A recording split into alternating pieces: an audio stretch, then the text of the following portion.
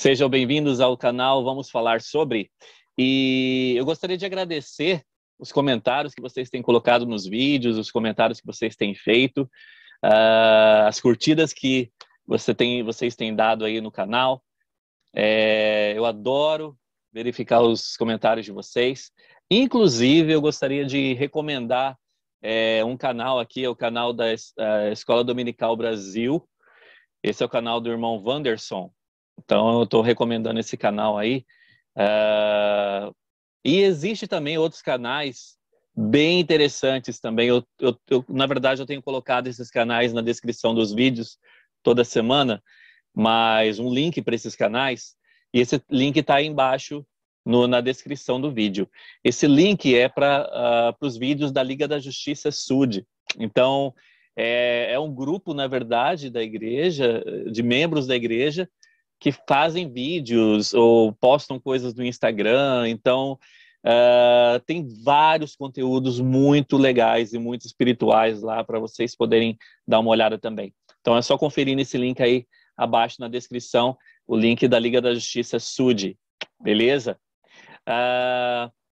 Hoje a nossa aula vai ser sobre Doutrina e Convênios de 71 a 75.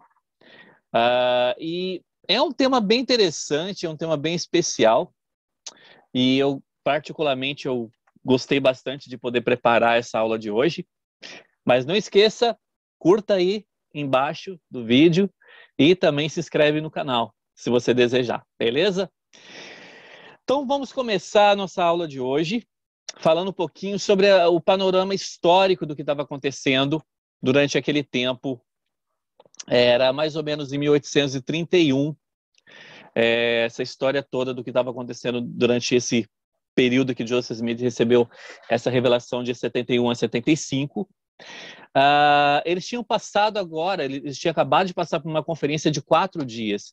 E nessa conferência, vários milagres aconteceram, várias situações espirituais aconteceram durante essa conferência. E foi um evento muito espiritual, na verdade. Só que existia um tipo de ansiedade dos membros em saber quando que a promessa do livro de Mórmon seria cumprida. Que promessa seria essa? A promessa de saber quando que os lamanitas se juntariam à Igreja do Cordeiro. Ou seja, quando que os índios passariam a fazer parte do convênio. E essa era uma das perguntas que os membros da igreja tinham, porque, na verdade, eles tinham a esperança que Sião acontecesse. E para Sião acontecer, precisava que os lamanitas pudessem conhecer o Evangelho. Então, o Senhor revelou a Joseph Smith sobre a Nova Jerusalém, que seria lá no Missouri, né, e que a pregação aos lamanitas, aos índios americanos, ela aconteceria nesse caminho para Missouri e lá em Missouri também. E aí, nós temos dois personagens assim meio que antagônicos nessa história: Ezra Booth e Isaac Morley. Eles foram um dos missionários que foram convocados para poderem ir até Missouri, né, para poder pregar aos lamanitas.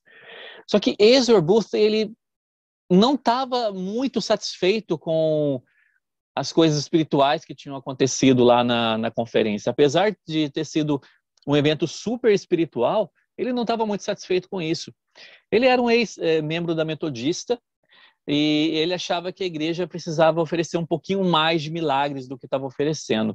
Então, essa é uma das críticas que ele tinha. Aí, o que acontece? Eles foram para Missouri, chegando lá, viram que não era nada do que tinha sido prometido, né? Ou melhor, do que tinha sido imaginado, porque eles imaginavam muitas coisas. Eles imaginavam que ia chegar lá e já estaria praticamente tudo pronto, e não foi isso que aconteceu.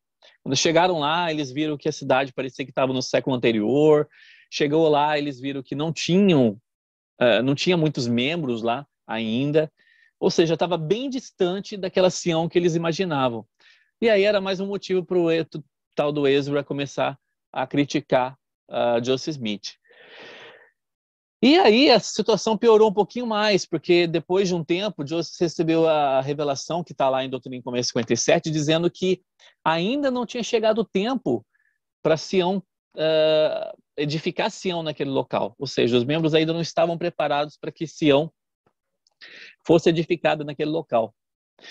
Ou seja, eles tiveram que voltar para a cidade, para Ohio, e nessa situação de voltar, eles enfrentaram o mar revolto, enfrentaram calor, enfrentaram várias dificuldades, vários desafios e muitas murmurações começaram a acontecer. E nessa história toda, Joseph Smith ele começou a ser muito perseguido. Quando chegou em Ohio, Ezra, para vocês terem uma ideia, ele se afastou da igreja, ele literalmente saiu, resolveu esquecer de tudo que ele tinha aprendido e resolveu perseguir Joseph Smith. Então ele se juntou ao High Star, o High Star era um jornal do local, e ele publicou várias cartas contra Joseph Smith. E essas cartas, na verdade, elas foram sendo espalhadas e muitos membros acabaram sendo contaminados por essas cartas também. Então, é mais ou menos hoje como a internet faz, né? Acaba difamando a igreja de várias formas e muitas pessoas acabam sendo afetadas por isso. Então, Ezra Booth, ele acabou sendo um dos percussores para que essa perseguição pudesse acontecer contra Joseph. Isaac Morley, por outro lado, né, na verdade, ele foi desafiado a vender as propriedades dele e voltar para Missouri depois. E ele fez isso, ele foi totalmente obediente. Por isso que eu falei que eram dois personagens meio que antagônicos, né? Eles passaram por toda aquela situação. Talvez Isaac não tenha sido tão obediente durante todo o tempo, né? Porque ele estava envolvido com Ezra ali na questão de murmuração, mas o destino que eles seguiram foi totalmente diferente. Ezra, ele continuou dessa forma e ele se afastou da igreja, nunca mais voltou para a igreja. Ele continuou difamando o evangelho, difamando o nome de Joseph, ao contrário de Isaac. Isaac, ele acabou sendo até patriarca da igreja naquele tempo. Então, só para ter uma ideia do que aconteceu por causa de algumas escolhas que foram feitas. Então, por causa dessa perseguição, né, por causa dessas difamações contra a igreja, e é por isso que esse panorama histórico seria importante a gente saber e ter noção sobre ele, por causa disso, o Joseph recebeu então a resposta que está em Doutrina e Convênio 71 e Doutrina e Convênio 73. Lá em Doutrina e Convênio 71, por exemplo, ele fala o seguinte: ora, eis que isto é sabedoria, aquele que lê, que compreenda e também receba, pois ao que recebe será dado mais abundantemente, sim, poder. Olha que interessante o que ele fala. Aquele que recebe será dado mais abundantemente, ou seja, vai ser dado mais poder para esse que recebe. Portanto, confundi vossos inimigos, convidai-os para debater convosco, tanto em público como em particular. E se fordes fiéis, a vergonha deles será manifestada. Confundi os vossos inimigos com o poder que você tem. Né? E se nós formos fiéis, essa vergonha deles será manifestada. Portanto, que exponham eles seus fortes argumentos contra o Senhor. Em verdade, assim diz o Senhor: arma alguma que se forme contra vós prosperará. E se contra vós algum homem erguer a voz, em meu próprio e devido tempo será confundido. O Senhor dá uma promessa para aqueles que se preparam, né, que sabem como defender o evangelho. Ele fala aqui, né, e se contra vós algum homem erguer a voz, em meu próprio e devido tempo, esse homem será confundido.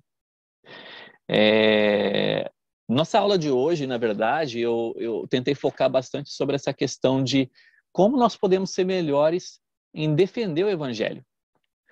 A gente não precisa sair por aí pregando o evangelho o tempo todo, né? A gente não é um missionário de tempo integral na nossa vida pessoal o tempo todo, mas nós temos a chance de poder falar do evangelho e defender esse evangelho várias vezes perante outras pessoas. Só que muitas vezes as outras pessoas não estão preparadas para ouvir. Ou nós não estamos preparados para poder falar sobre isso. Existe uma pergunta bem interessante que eu peguei aqui do discurso do Robert D. Hales, que ele foi perguntado a ele o seguinte: por que a igreja não se defende de maneira mais contundente quando lhes são dirigidas acusações? Então, por que será que a igreja ela não se defende de uma forma mais firme, né, quando algumas acusações são feitas contra a igreja. Muitas vezes, nós precisamos de uma coragem cristã para poder defender esse evangelho. Nós precisamos seguir o exemplo do Salvador, amando as pessoas de maneira tolerante e compassiva. E isso a gente não vai conseguir de uma hora para outra, né? Hoje, durante a aula do Quórum, a gente estava falando um pouquinho sobre esse assunto, né? Desenvolvemos alguns atributos como paciência, longanimidade, benignidade e um amor não fingido, né? E a gente estava falando um pouquinho sobre esses atributos cristãos que precisamos desenvolver. E que não vai ser de uma hora para outra que isso vai acontecer. Mas a gente precisa amar as pessoas de forma tolerante e compassiva. E isso, inclusive, quando são feitas acusações contra o evangelho, ou contra a gente também. O Elder Hales, ele falou o seguinte: quando não retaliamos, quando damos a outra face e resistimos ao sentimento de raiva, nós estamos também seguindo o exemplo do Salvador. Mostramos seu amor, que é o único poder capaz de subjugar o adversário e responder aos nossos acusadores, sem devolver na mesma moeda. Isso não é fraqueza, isso é coragem cristã. Olha que interessante, para o mundo, essa questão de você oferecer a outra face, né? Isso é uma fraqueza. Mas para o evangelho, isso significa ter coragem cristã.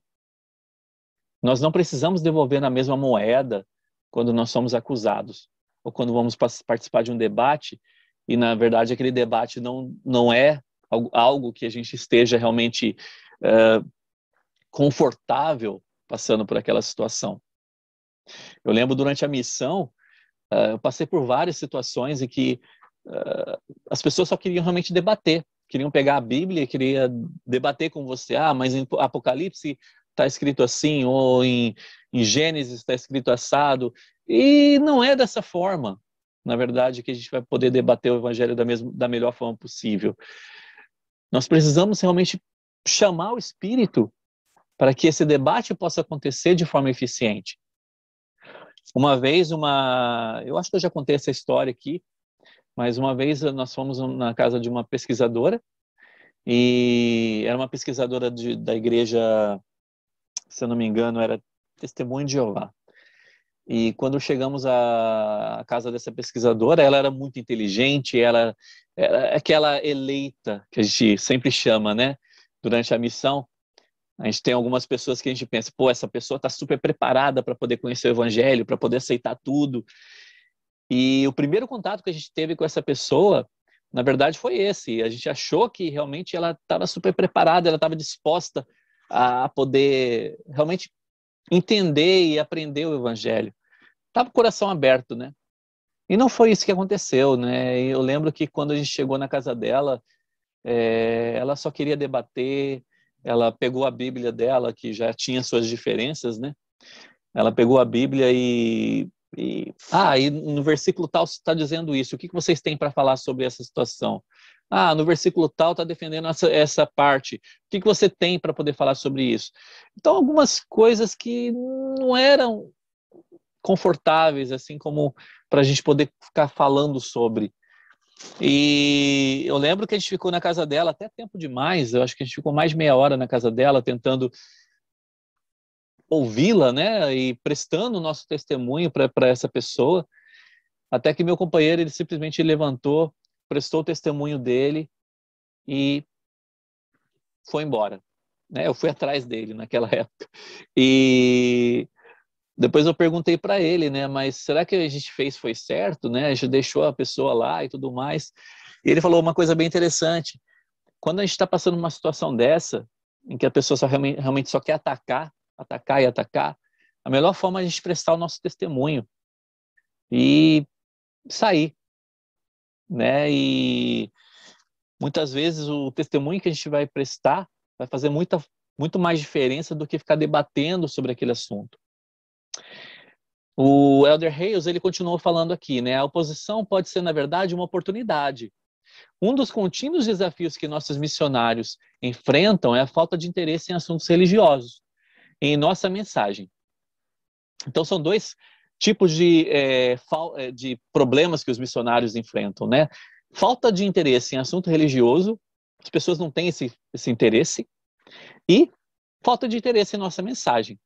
E essas críticas geram interesse pela igreja, por incrível que pareça. Isso proporciona aos membros uma oportunidade de mostrar a verdade àqueles cuja atenção se volta para nós.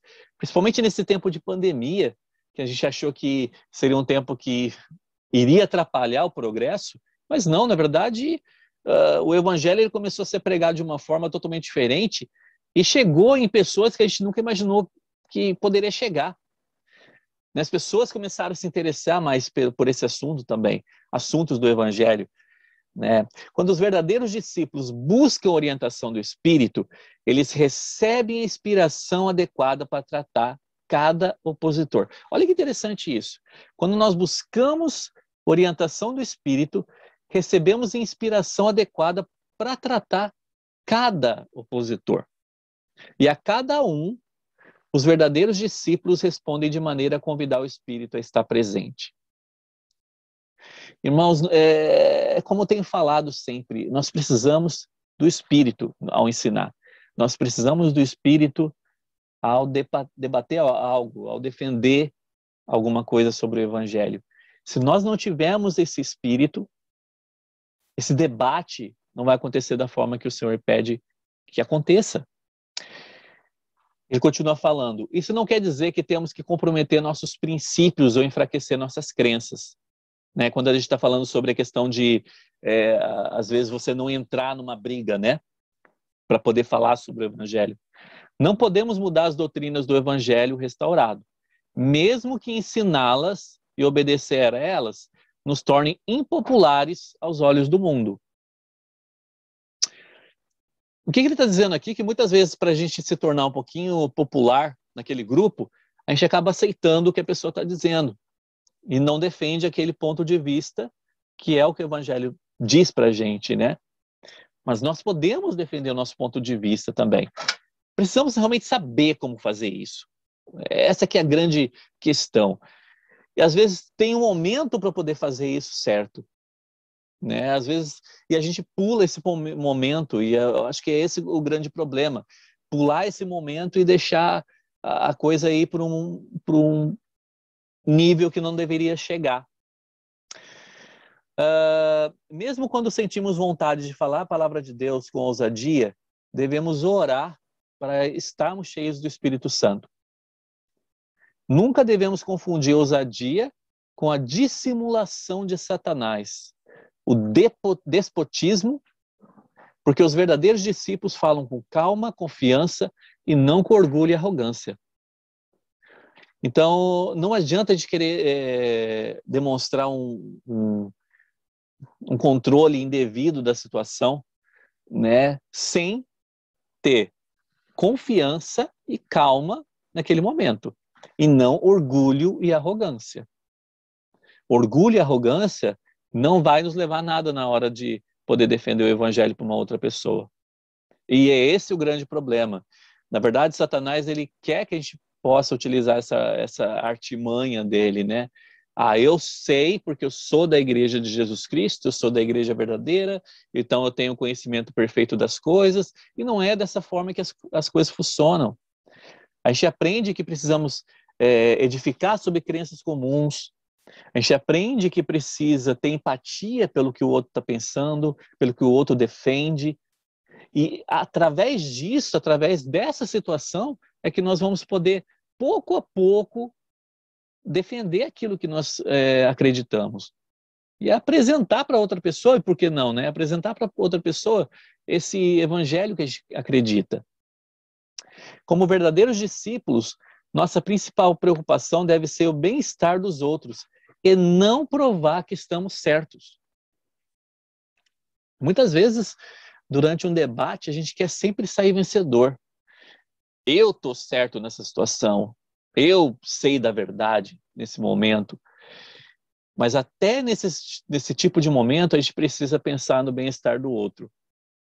Então, entra muito nessa questão de ter paciência, entra muito nessa questão de desenvolver atributos que são cristãos, né? E a gente, muitas vezes, quando entra numa discussão, num debate, esquece disso.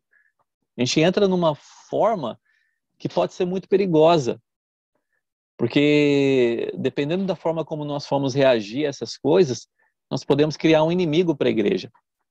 E essa pessoa depois pode começar a perseguir o evangelho, começar a perseguir a igreja por causa de outras coisas por causa de situações dessas que nós estamos criando.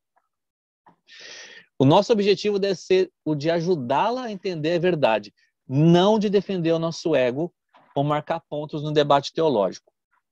O nosso testemunho sincero é a resposta mais poderosa que podemos dar aos nossos acusadores. E testemunhos como esse só nascem do amor e da mansidão. Então, esse testemunho sincero, que é realmente testemunho pelo Espírito Santo, só vai acontecer pelo amor e pela mansidão. Então, se nós não tivermos essas duas coisas interligadas, conectadas em um debate, uma discussão, não é dessa forma que as coisas vão acontecer. Ser ingênuo é ter a inocência de uma criança, ser lento em se ofender e rápido em perdoar. Ser ingênuo não quer dizer você ser besta, não ser bobo, mas ser lento em se ofender e rápido em perdoar. Nós temos um grande problema, na verdade, né? Nós nos ofendemos muito facilmente. E esse é um dos grandes perigos que nós enfrentamos aqui nessa terra, né? Por nós nos ofendemos tão facilmente, muitas vezes as coisas elas desandam e a gente acaba magoando outras pessoas, a gente acaba perdendo realmente o espírito, né? E a gente não sabe como defender o evangelho da melhor forma possível, às vezes, porque a gente teve esse tipo de situação. Às vezes, não tendo malícia, os verdadeiros discípulos evitam julgar injustamente o ponto de vista de outras pessoas. Às vezes, os verdadeiros discípulos devem mostrar coragem cristã, não dizendo absolutamente nada. Interessante isso, né? Muitas vezes, para a gente poder fugir de uma situação que poderia ser alarmante, né? Que poderia ser um desastre, às vezes a melhor forma de nós mostrarmos coragem cristã é dizendo absolutamente nada. E não ficar entrando em debate que não vai levar a lugar nenhum, por assim dizer. Foram dadas algumas ideias para a gente, para que possamos defender melhor o evangelho e que possamos vencer um pouquinho essas críticas que a gente enfrenta, né, contra o evangelho. Essas ideias foram dadas por George Clambingat. E ele falou o seguinte aqui: é no nível mais elevado que se encontra a luz. É no alto que primeiro vemos a luz da manhã e a última do entardecer. É no alto que reside a segurança. Lá está a verdade e o conhecimento. Às vezes, certas pessoas querem nos fazer descer de lá e juntar-nos a elas em argumentação teológica. Essas poucas pessoas que criam contendas estão determinadas a entrar em debate religioso, online ou pessoalmente. E é sempre melhor que mantenhamos um bom nível de respeito e amor mútuo. Nós não precisamos entrar no mesmo nível, né? É o que ele falou, é no alto que reside a segurança. E é no alto que nós vemos a luz. É no nível mais elevado que vamos encontrar esse tipo de luz. E ele nos deu algumas ideias aqui de como nós podemos defender melhor o evangelho, né? E nos preparar um pouquinho melhor também. Às vezes o que acontece é que a gente não está preparado para poder defender alguma coisa. E ele falou o seguinte: a primeira coisa seria saber quem e o que defender. Então, nós precisamos ter um foco na defesa. Quem eu quero defender e o que eu quero defender? Será que realmente eu conheço aquilo que eu estou tentando defender? Então, essa é a primeira coisa que eu preciso analisar. Qual é o meu nível de conhecimento em cima daquilo que eu preciso defender. Nós precisamos conhecer mais as Escrituras, precisamos conhecer mais o Evangelho, precisamos estudar mais, analisar mais e aprender melhor pelo Espírito. Dessa forma, nós vamos saber o que defender e a quem defender. A segunda coisa, ele fala para nós avaliarmos nossas fortificações. Então, seria analisar em até que ponto nós estamos progredindo espiritualmente no nosso conhecimento. Precisamos avaliar o que temos de forte ao nosso redor para poder usar isso ao nosso favor em um debate. Né? Então, precisamos saber o que defender, a quem defender, avaliar nossas fortificações, avaliar as nossas metodologias, avaliar o que eu estou aprendendo ou deixando de aprender, como está meu aprendizado, fortalecer as suas fortificações. Precisamos estudar as Escrituras diariamente, precisamos fazer disso um aprendizado maior. Né? E eu tenho aprendido bastante com isso, com a questão de estudar as Escrituras diariamente, colocar um foco maior em cima de algo que eu queira aprender. Então, eu preciso fortalecer. Isso eu faço através de oração ou de estudo das Escrituras. Se eu não fizer isso, na verdade, o fortalecimento não... O quarto ponto que ele nos dá aqui seria a questão de praticar. Colocar em prática aquilo que eu estou aprendendo. Então, vamos relembrar, né? Saber a quem e o que defender, avaliar minhas fortificações, avaliar o que eu tenho ao meu redor para poder estudar, aprender sobre o Evangelho, fortalecer minhas fortificações. Isso eu vou fortalecer através de estudo diário das Escrituras, através de oração, através de jejum. Praticar, colocar em prática coisas que eu estou aprendendo. E muitas vezes o que a gente precisa fazer é praticar em frente do espelho. Como que vamos defender certos tipos de situações, né? Então, muitas vezes, algumas situações são colocadas para a gente e a gente simplesmente não está preparado para poder falar sobre aquele tema. Então, uma das coisas que a gente pode fazer é colocar o espelho na nossa frente e praticar falando sobre aquele tema, falar sobre aquilo. Isso vai nos ajudar também a colocar palavras, né, a saber como utilizar melhor as palavras no momento que precisarmos utilizar. Na verdade, no campo missionário é uma das coisas que a gente mais faz, né? Praticar. A gente aprende um princípio ali e a gente precisa praticar com o companheiro e mostrar como que ensinaríamos aquele princípio, né? Para poder ver o que eu preciso melhorar, como eu posso explicar melhor, que exemplos melhores eu posso utilizar. Ou seja, isso tudo é questão de prática. Então, não é somente colocar em prática, colocar em prática na minha vida o que eu estou aprendendo, né? Mas é colocar em prática no sentido realmente de praticar o ensino.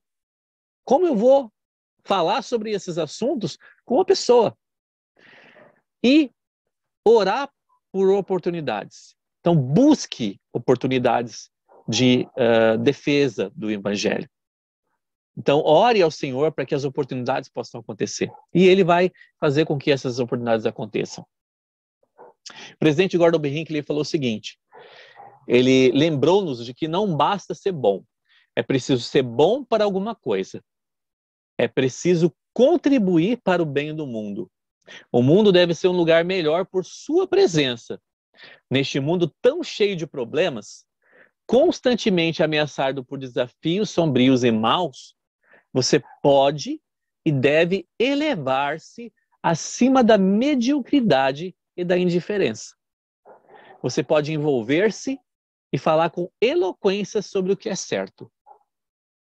Eu achei muito interessante o que ele falou aqui. O mundo deve ser um lugar melhor por sua presença. Né? O mundo já está cheio de problemas, o mundo já está cheio de coisas ruins acontecendo.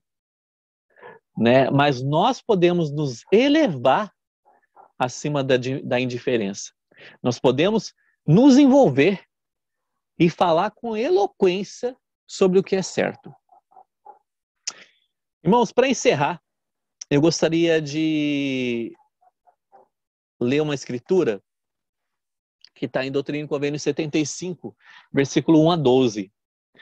E lá fala o seguinte, na verdade, quando o Joseph Smith ele voltou para a cidade, né, ele voltou para a tradução lá da Bíblia, mas também o Senhor ele deu um outro desafio para os membros da igreja, para que eles pudessem ver maneiras de compartilhar o Evangelho. E aí ele deu essa sessão 75. E lá no versículo 3, de 3 a 5, e depois versículo 10 a 11, fala o seguinte: eis que eu vos digo ser a minha vontade, irdes sem demora, e não serdes ociosos, mas trabalhardes com toda a força, levantando vossas vozes como que com o som de uma trombeta, proclamando a verdade conforme as revelações e mandamentos que vos dei. E assim, se fordes fiéis, sereis carregados com muitos molhos e coroados com honra e glória, imortalidade e vida eterna. E lá no 10 e 11 fala o seguinte: invocando o nome do Senhor pelo Consolador, que lhes ensinará todas as coisas que lhes forem convenientes, orando sempre para não desfalecerem, e se assim fizerem, estarei com eles até o fim. Temos uma promessa do Senhor aqui. Se nós invocarmos o nome dele, ele vai nos ensinar todas as coisas. Ele vai fazer com que as coisas sejam convenientes aos nossos olhos. E ele estará conosco, né, até o fim. Mas para isso, a gente precisa deixar de ser ocioso, como falou aqui, e trabalhar com mais força, trabalhar com mais vigor. E se formos fiéis, essas bênçãos serão derramadas sobre nossa cabeça. Eu espero que nós possamos realmente levar isso a sério, né, na questão de defesa do Evangelho. Eu acho que a coisa que eu mais pude aprender com essa aula, prepará-la, né, foi sobre essa questão de o que eu posso fazer para ser um pouquinho mais valente nessa defesa do Evangelho. E como eu posso me preparar melhor para essa defesa. Porque eu posso ser valente, mas eu preciso de uma preparação.